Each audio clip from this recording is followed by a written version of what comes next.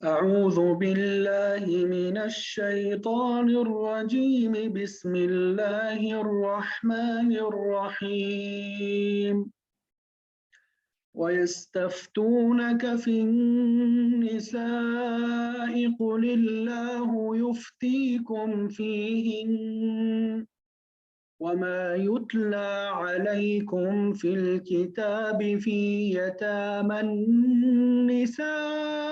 اللاتي لا تؤتونهن ما كتب لهن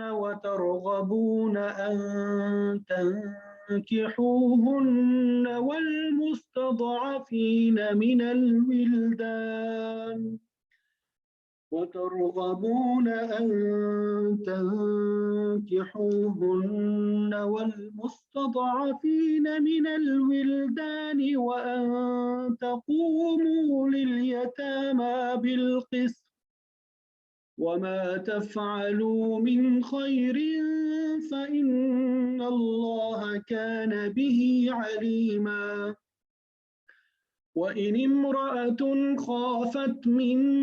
بعلها نشوزا أو إعراضا فلا جناح عليهما أن يصلحا بينهما صلحا والصلح خير وأحضرت الأنفس الشح وإن تحسنوا وتتقوا فإن الله كان بما تعملون خبيرا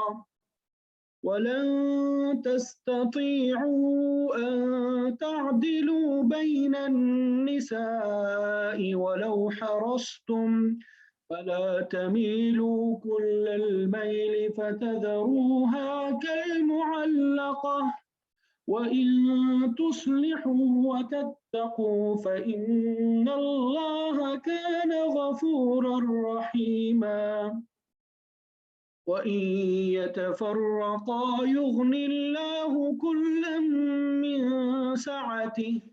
وكان الله واسعا حكيما صدق الله العظيم. الله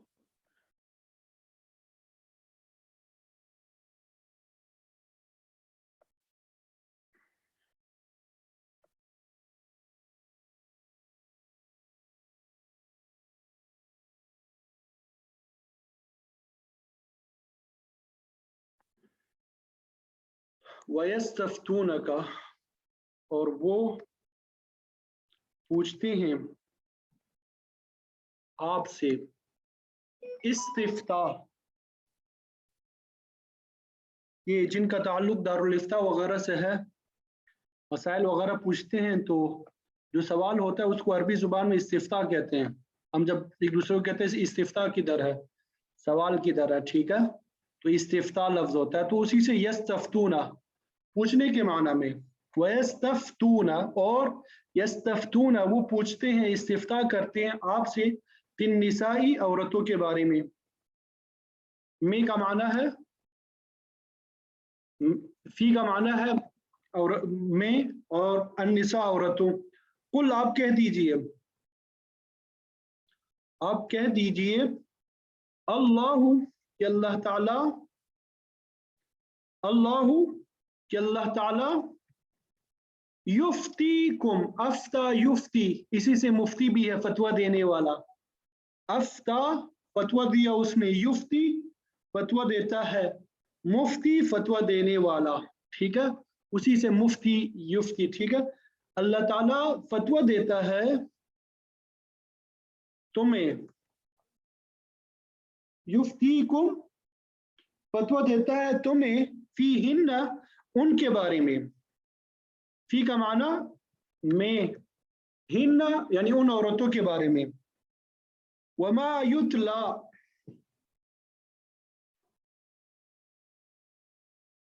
اور جو युतला पढ़ा जाता है, तिलावत किया जाता है, वमा और जो पढ़ा जाता है, तिलावत किया जाता है, अलैकुम तुम पर, फिल किताब किताब में,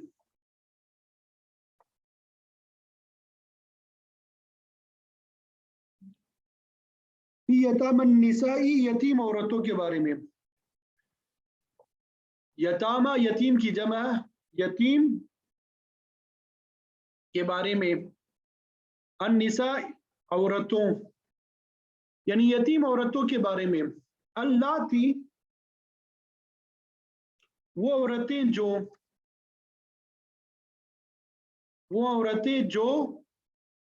ला तू न हुन्ना, ला तू न हुन्ना नहीं देते तुम उनको, नहीं देते तुम उनको, मा कुतिबा जो कुतिबा लिखा गया है, लहुन्ना उनके लिए, जो लिखा गया है उनके लिए, वतरगबूना और तुम रगबत रखते हो कि तुम, अन का माना करेंगे कि, तनकिहू तुम निकाह करो, हुन्ना उनसे,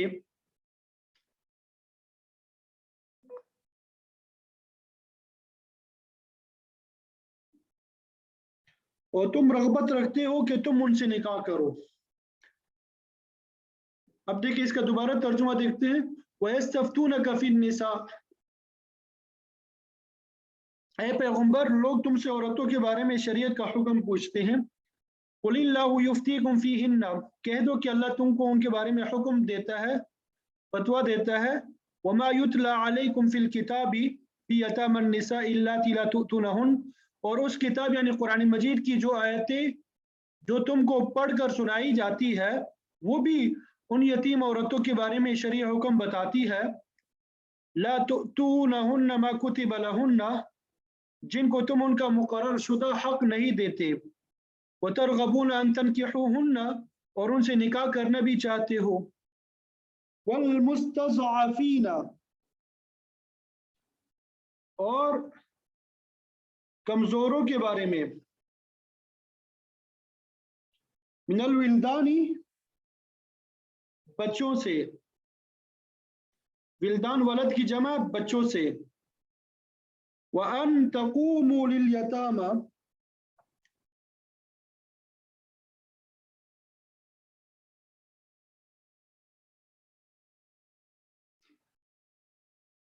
और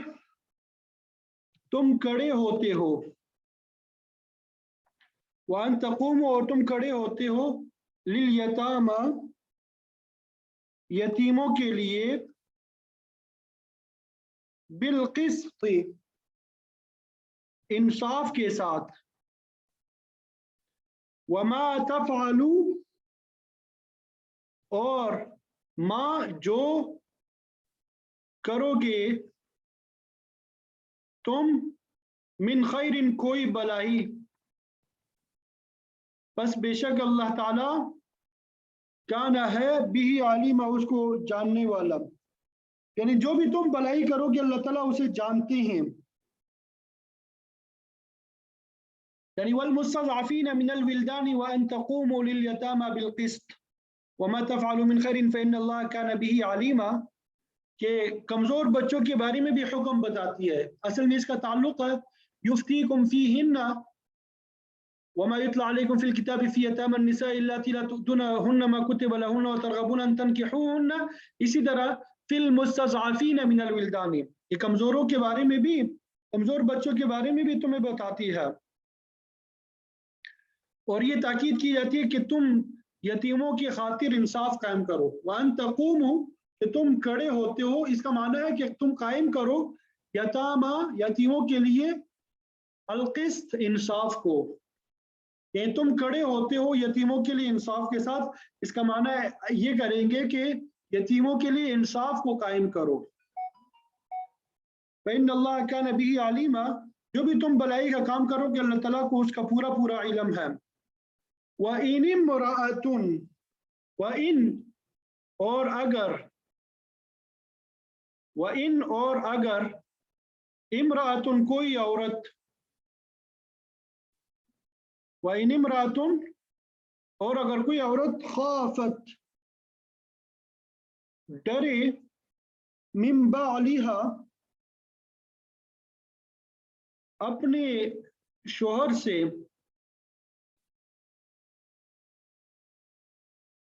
नुशूजन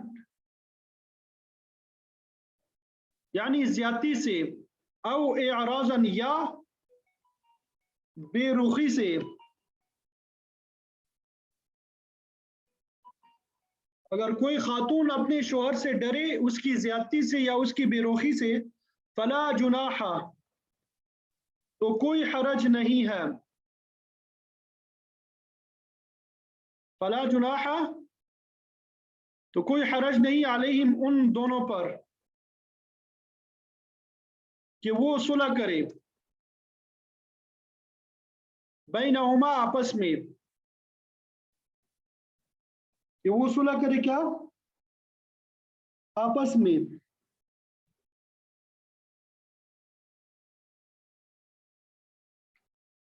सुलह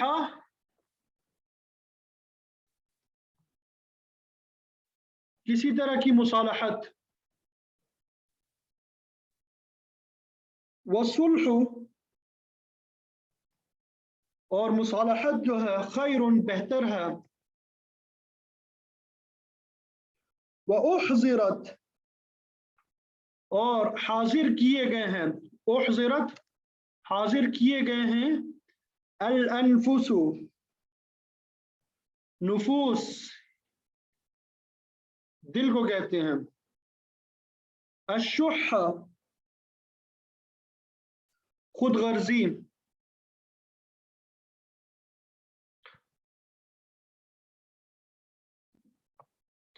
वइन इम्राअतुन खाफत मिन बालिहा नुशूजन औ इअराजन फला जुनाहा अलैहिमा अन युस्लिहा बैनहुमा सुल्हा,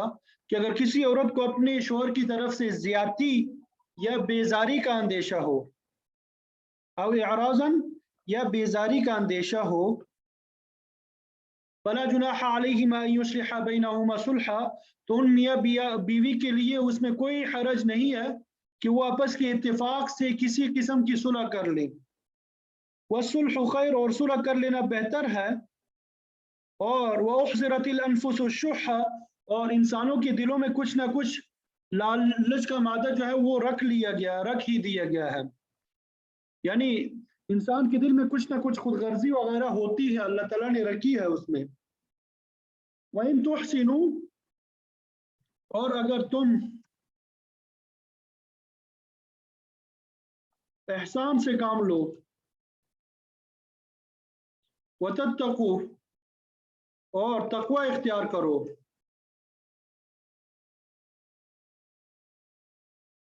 वतत्तकू और तकवा इख्तियार करो, फ़इन्न अल्लाह पस बेशक अल्लाह ताला काना है बिमा तामलूना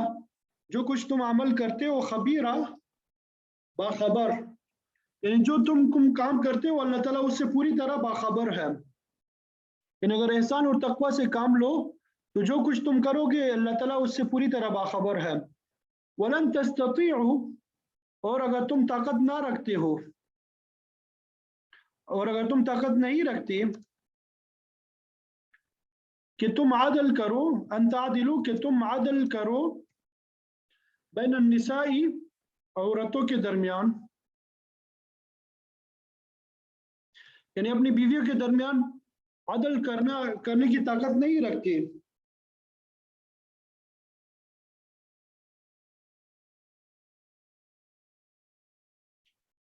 वलौ और अगरचे तुम कितना ही चाहते हो,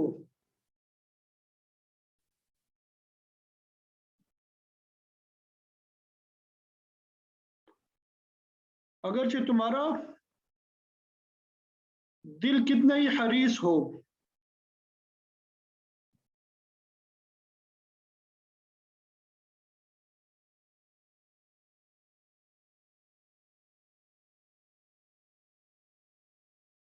اگرچہ تمہارا کتنا ہی جی چاہے، ولو حرصتم، اگرچہ تم یعنی حرص کرو کہ میں عدل وغیرہ کروں،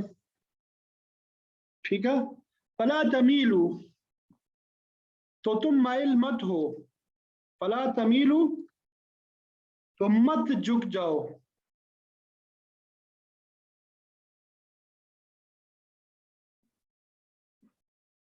کل المیل، پوری طرح جھکنا،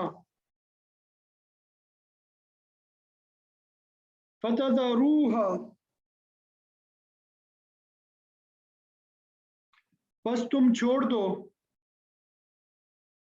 دو گے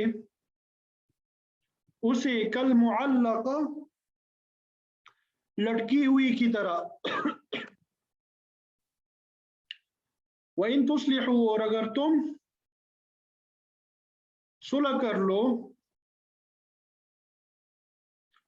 اگر تم درست کر لو اور تقوی اختیار کرو،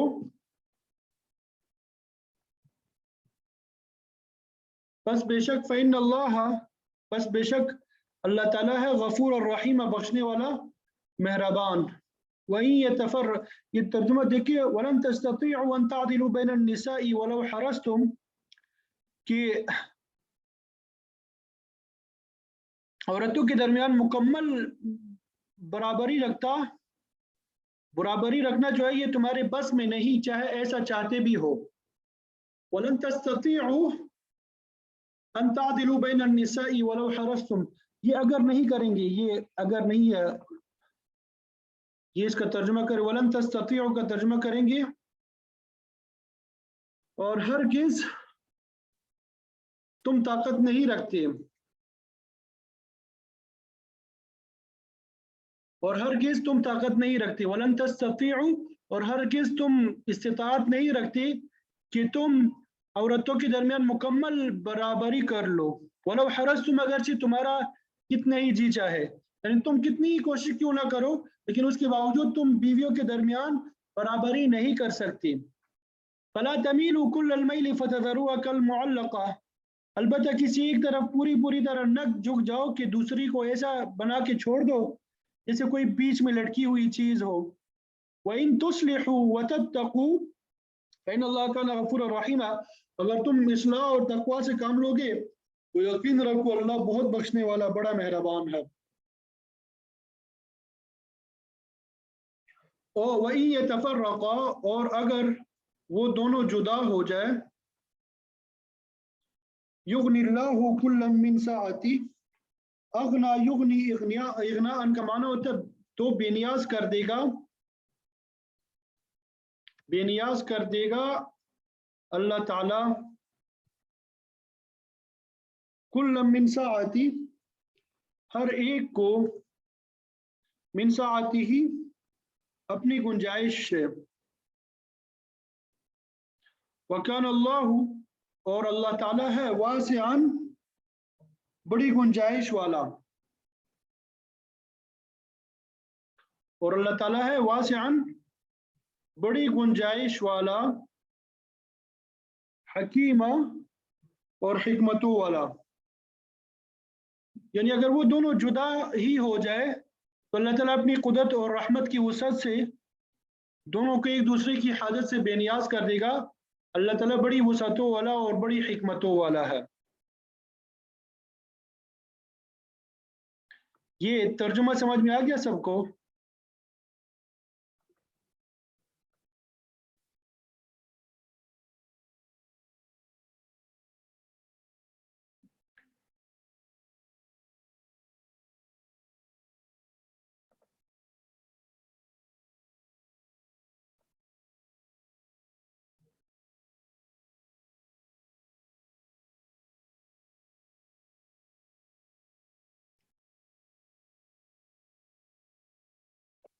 جی سمجھ آ گئی؟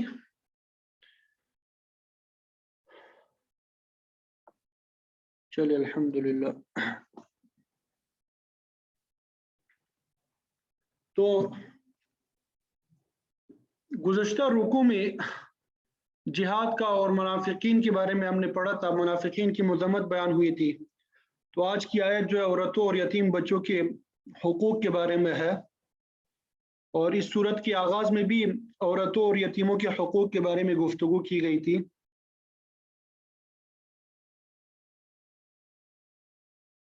آپ صلی اللہ علیہ وسلم سے یتیم لڑکیوں کے نکاح سے متعلق پوچھا گیا تو اس کے جواب میں اللہ تعالیٰ نے یہ آیت نازل فرمائی، وَيَسْتَفْتُونَكَ کہ پیغمبر علیہ السلام لوگ آپ سے پوچھتے ہیں، سوال کرتے ہیں، تو اللہ تعالیٰ نے فرمایا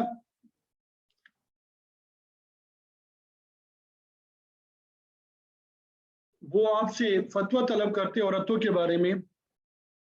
اس کے جواب میں اللہ تعالیٰ نے فرمایا اللہ یفتیکم فیہن، کیا آپ فرما دیں عورتوں کے بارے میں اللہ تعالیٰ تمہیں فتویٰ دیتا ہے، صرف عورتوں کے بارے میں نہیں، اس کے علاوہ جو قرآن مجید کی آیات تمہارے اوپر تلاوت کی جاتی ہے، جو تم پہ پڑھی جاتی ہے، اور اس سے پہلے نازل ہو چکی ہے، اور بہت سی آیات اس کے بعد بھی حسب ضرورت نازل ہوں گی، لہذا اپنے معاملات ان احکام کی روشنی میں طے کیا کرو، اور خاص طور پہ فی یتامی النساء اللاتی لا تؤتونہن ما کتب لہن، ان یتیم عورتوں کے معاملات کے بارے میں جنہیں تم وہ چیز ادا نہیں کرتے جو ان کے لیے مقرر کی گئی ہے۔ تو سوال کی نوعیت کے پیش نظر اللہ تعالیٰ نے یہ جواب دیا۔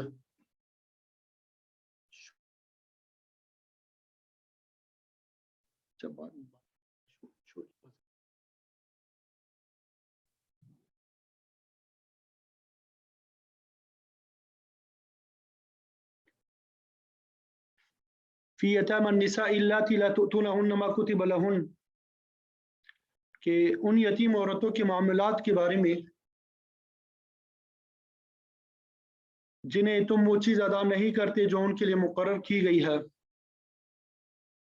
تو اللہ تعالیٰ نے پھر جواب میں یہ ارشاد فرمایا، یتیم بچیوں کے حوالے سے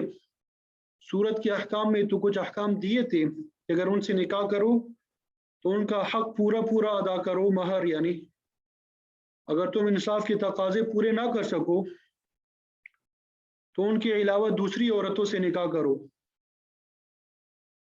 زمانہ جاہلیت میں یتیم بچیوں سے دو طرح کی زیادتی ہوتی تھی۔ لڑکیوں کے یتیم ہو جانے کی صورت میں ان کے سرپرست کے تقرر کا مسئلہ پیدا ہوتا تھا، اور عام طور پہ سرپرست چچا یا بھائی مقرر ہوتے تھے۔ اگر ان میں سے کوئی موجود نہ ہو تو عصبہ کی صورت میں بعض اوقات چچازاد بھائی بھی وارث بن جاتے تھے، اور لڑکی کے ساتھ اس کا مال بھی سرپرست کی تحویل میں چلا جاتا تھا۔ چونکہ چچازاد کے ساتھ نکاح جائز ہے، اس لیے اگر لڑکی خوبصورت ہوتی تو جو سرپرست ہوتا تھا وہ خود اس سے نکاح کر لیتا تھا، لیکن جو اس کا مہر بنتا تھا وہ پورا مہر ادا نہیں کرتا تھا، کیونکہ کوئی پوچھنے والا نہیں ہوتا تھا۔ لیکن اگر لڑکی کی شکل و صورت سرپرست کو ناپسند ہوتی تو نہ وہ خود نکاح کرتا نہ کسی دوسری جگہ نکاح کرنے کی اجازت دیتا۔ وہ جانتا تھا کہ لڑکی کے ساتھ اس کے حصے کا مال بھی جائے گا، وہ خود بھی اس سے محروم ہو جائے گا۔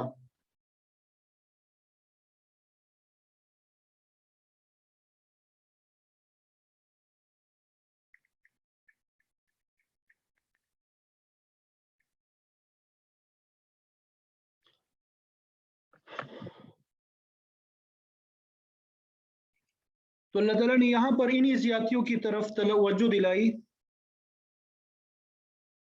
اور اس زمن میں جو احکام نازل ہو چکے ہیں وہی تمہارے لیے کافی ہے، لہذا ان کے مطابق عمل کرو۔ وَتَرْغَبُونَ أَن تَنكِحُوهُنَّ، کہ اگر تم ان سے نکاح کرنے کی رغبت رکھتے ہو تو پھر ان کا پورا پورا مہر ادا کرو۔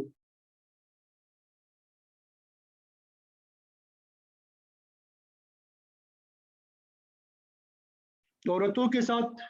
اس زیادتی کے علاوہ باقی جو کمزور طبقات ہے ان کے ساتھ بھی انصاف کا حکم دیا گیا۔ تو اشارتاً دوبارہ دہرایا جا رہا ہے والمستضعفین من الولدان، کمزور اور یتیم بچوں کے متعلق بھی اللہ تعالیٰ تمہیں حکم دیتا ہے کہ ان کی پرورش نیک نیتی سے کرو، ان کے مال کی حفاظت کرو،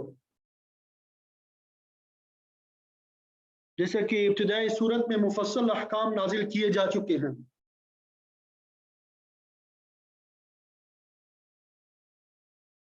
یتیم بچوں کے ساتھ بھی دو طرح کی زیادتی ہوتی تھی، ایک تو انہیں وراثت سے محروم رکھا جاتا تھا، اور اگر ان کے حصے میں کچھ مال آ جائے تو بچے کے سرپرست حیلے بہانے سے وہ مال ہضم کرنے کی کوشش کرتے تھے۔ تو اللہ تعالیٰ نے فرمایا کہ یتیم کا مال کھانا اپنے پیٹ میں دوزخ کی آگ بھرنے کے مترادف ہے۔ تو اس ضمن میں اللہ تعالیٰ کے نازل کیے ہوئے احکام کی سختی سے پابندی کرو، یتیموں کو وراثت میں حصہ دو اور ان کے مال کی حفاظت بھی کرو، اور یہ بھی ان تقوموا للیتامى بالقسط، یتیموں کے بارے میں انصاف کے ساتھ قائم رہو۔ تو ان آیات کا مرکزی مضمون یہی ہے کہ کمزور طبقات کے ساتھ انصاف ہونا چاہیے۔ عورتیں، چھوٹے بچے، یتیم لڑکے اور لڑکیاں، یہ سب ضعفاء اور کمزور لوگوں میں شمار ہوتے ہیں جن کے ساتھ اللہ تعالیٰ نے انصاف کا حکم دیا۔ تو یہ حکم مسلمانوں کے ہر صاحب اقتدار طبقے کے لیے ہے، چاہے وہ خاندان یا قبیلے کا سربراہ ہو یا وقت کا حاکم ہو، جو بھی کسی بھی معاملے میں صاحب اختیار ہے اس کے لیے لازم ہے کہ وہ کمزور طبقات کے معاملات میں انصاف کی بالادستی کو قائم رکھے۔ ظاہر ہے کہ اگر ان طبقوں کے ساتھ انصاف کے تقاضے پورے کیے جائیں گے تو دوسرے لوگوں کے ساتھ بھی انصاف بطریق اولا ہوگا، اور اگر کمزور طبقے ظلم کی چکی میں پس گئے تو دوسروں کے ساتھ بھی انصاف کی توقع نہیں رکھی جا سکتی۔ اس لیے کمزور طبقات کے ساتھ انصاف کرنے کی بطور خاص تاکید کی گئی ہے۔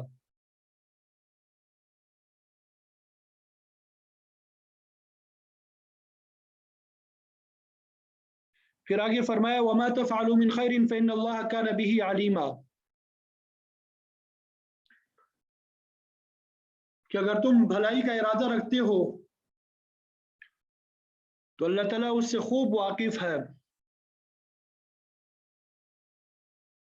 اگر تم خود نیک نیتی کے ساتھ نکاح پہ آمادہ ہو تو ایسا کر لو، ان کے حقوق کا خیال رکھو۔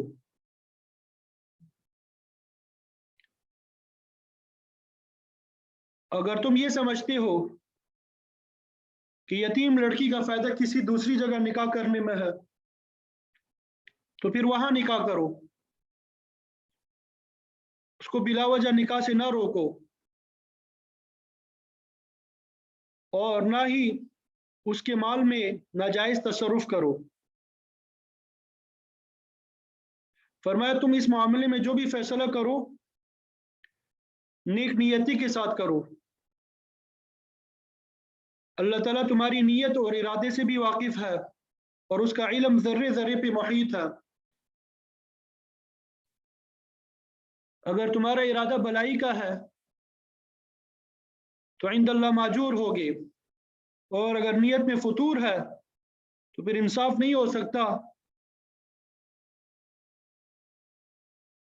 اور اللہ تعالیٰ ناانصافی کی سزا ضرور دے گا۔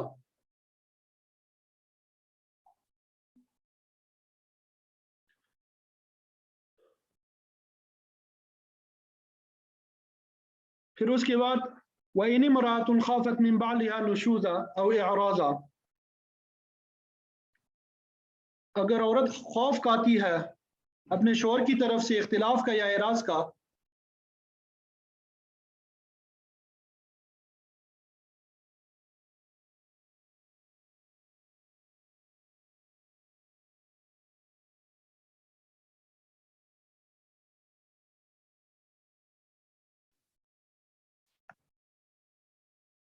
اگر عورت خوف کھاتی ہے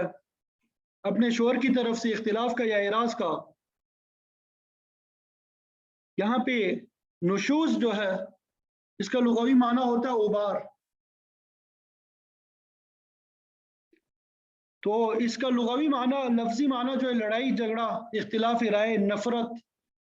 ایذا رسانی، تحقیر وغیرہ، یہ سب چیزیں اس میں داخل ہے۔ مقصد یہ کہ اگر عورت کو اپنے خاوند کی طرف سے کسی قسم کی زیادتی کا ڈر ہو، دونوں کے مزاج میں موافقت نہیں ہے، یا خاوند اعراض کرتا ہے، بے رخی اختیار کرتا ہے، بیوی کی طرف توجہ نہیں دیتا، تو ایسی صورت میں اللہ تعالیٰ نے ارشاد فرمایا فلا جناح علیہما ان یصلح بینہما صلحا، ان دونوں پہ کوئی گناہ نہیں ہے کہ آپس میں صلح کر لیں، کیونکہ والصلح خیر، صلح بہر صورت بہتر ہے۔ مقصد یہ کہ جب نکاح ہو ہی گیا تو آپ کوشش یہی کریں کہ یہ رشتہ ازدواج قائم رہے اور علیحدگی کی نوبت نہ آئے تو بہتر ہے۔ مفسرین اور فقہاء کرام فرماتے ہیں کہ یہ آیت بنیادی طور پہ میاں بیوی کے درمیان مخاصمت اور پھر اس کی اصلاح کے متعلق ہے، لیکن اپنے وسیع تر مفہوم کے پیش نظر یہ آیت بڑی بڑی پارٹیوں، گروہوں اور ملکوں کے درمیان تنازعات اور ان کی تصفیے کے لیے بھی رہنمائی کرتی ہے۔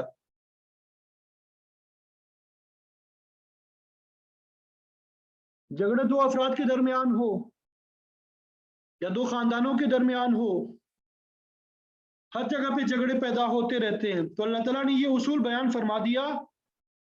کہ اگر کوئی تنازع پیدا ہو جائے تو فریقین آپس میں صلح کر لیں، اور نتائج کے اعتبار سے ہر متعلقہ فریق کے لیے صلح ہی بہتر ہے۔ یہی بات سورہ حجرات میں اس طرح بیان کی گئی ہے وَإِن طَائِفَتَانِ مِنَ الْمُؤْمِنِينَ اقْتَتَلُوا فَأَصْلِحُوا بَيْنَهُمَا، اگر مؤمنوں کے دو گروہوں کے درمیان جھگڑا ہو جائے تو ان میں صلح کرا دیا کرو، اور جو پارٹی سرکشی اختیار کرے اس پر دباؤ ڈال کے صلح پہ مجبور کرنا چاہیے، اسی میں ان کی بہتری ہے، اور یہی اللہ تعالیٰ کا فرمان ہے۔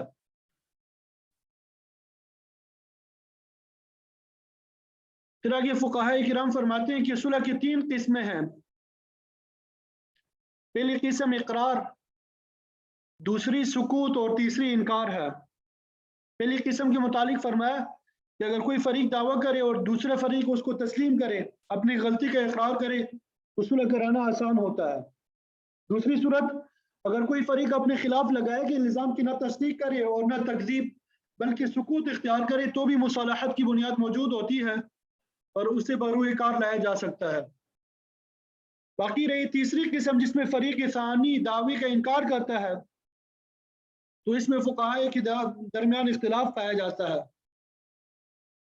امام شافعی صاحب کے نزدیک انکار کی صورت میں صلح جائز نہیں ہے، البتہ باقی ائمہ فرماتے ہیں کہ صلح اس صورت میں بھی جائز ہے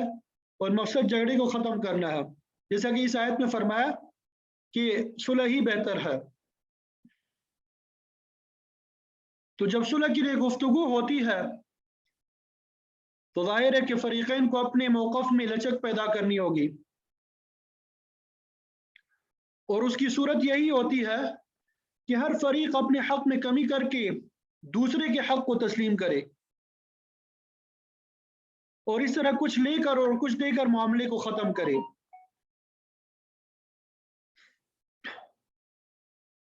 میاں بیوی کا معاملہ اس آیت کا اصل موضوع ہے، تو یہاں پہ بھی اگر عورت سمجھتی ہے کہ خاوند کا دل اس سے بھر گیا ہے یا اس سے وہ خوش نہیں ہے، تو اسے چاہیے کہ وہ خاوند کو اپنی طرف متوجہ کرنے کے لیے اپنے موقف میں لچک پیدا کرے، اپنے کسی حق میں کمی کر دے۔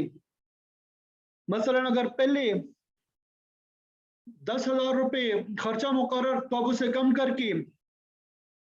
تھوڑا کم کر دے، یا مہر کا کچھ حصہ معاف کر دے، یا کوئی دیگر مالی فائدہ پہنچائے جس سے خاوند کو بیوی کی وفاداری کا یقین دلایا جا سکے۔ تو یہی چیز جو ہے صلح کی بنیاد بن سکتی ہے اور فریقین کے درمیان جھگڑے کو ختم کیا جا سکتا ہے۔ حضرت خدیجہ رضی اللہ تعالیٰ عنہ کی وفات کے بعد آپ صلی اللہ علیہ وسلم نے حضرت سعودہ رضی اللہ تعالیٰ عنہ سے نکاح کیا، چونکہ آپ زیادہ معمر تھی۔ کچھ عرصے بعد آپ صلی اللہ علیہ وسلم نے ان کو علیحدہ کر دینے کا ارادہ کیا۔ جب ام المؤمنین کو پتہ چلا تو انہوں نے عرض کیا، حضور مجھے تو دنیا داری کی کچھ رغبت نہیں ہے، مجھے آپ طلاق نہ دیں، میں اپنی باری کے متعلق اپنا حق عائشہ کو دیتی ہوں، اب میری بجائے اس کے ہاں ٹھہرا کرے، میں تو یہ چاہتی ہوں کہ قیامت کے دن میرا نام آپ کی ازواج میں شامل ہو۔ تو آپ صلی اللہ علیہ وسلم نے اس پیشکش کو قبول فرمایا، چنانچہ آپ باقی بیویوں کے ہاں ایک ایک دن قیام فرماتے تھے اور حضرت عائشہ رضی اللہ تعالیٰ عنہ کے ہاں 2 دن۔ بہرحال یہ میاں بیوی کے درمیان مصالحت کی ایک اعلیٰ مثال ہے، اور یہاں پہ یہ اصول بھی مد نظر رہنا چاہیے کہ اگر عورت اپنا حق کسی وقت چھوڑتی ہے تو اس کا یہ مطلب نہیں ہے کہ وہ ہمیشہ کے لیے اس حق سے دستبردار ہو گئی ہے۔ عورت مناسب وقت پہ اپنے حق کو بحال کرنے کی بھی مجاز ہے۔ مثلا اگر کسی عورت نے کسی وقت اپنی باری کی قربانی دی تو وہ اس کی بحالی کا مطالبہ بھی کر سکتی ہے۔ بہرحال فرمایا کہ صلح ہی بہتر ہے اور علیحدگی کی نوبت نہیں آنی چاہیے۔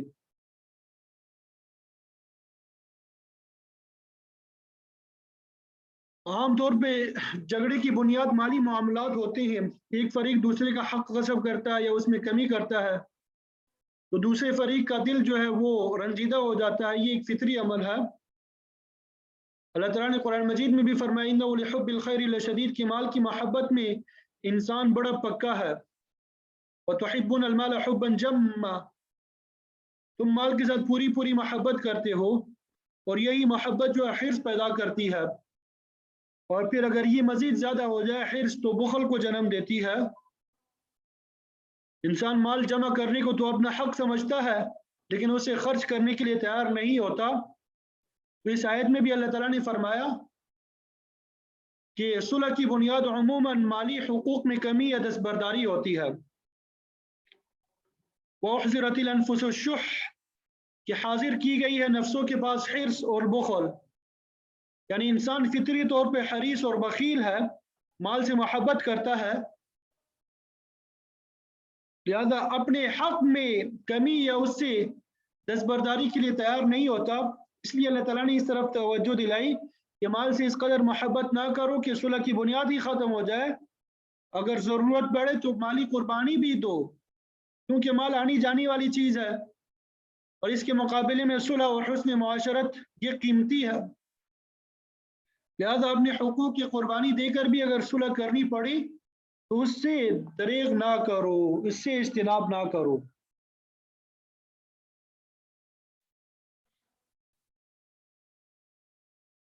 بہرحال یہاں فرمایا کہ انسان میں حرص اتنی زیادہ نہیں ہونی چاہیے کہ وہ اللہ تعالیٰ کی دین اور آخرت سے غافل ہو جائے۔ مال بلا شبہ انسان کی مجبوری ہے، لیکن اللہ تعالیٰ کے بعض بندوں کی تربیت کی وجہ سے انسان کا جو حرص کا مادہ وہ بہت حد تک کم ہو جاتا ہے۔ اللہ تعالیٰ ہمارے اندر بھی حرص کے مادے کو ختم فرمائے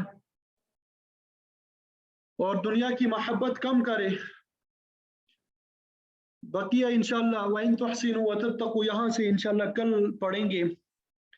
ابھی ہمارے یہاں مغرب کی اذان ہو گئی ہے۔ اللہ تعالیٰ ہمیں عمل کی توفیق عطا فرمائے۔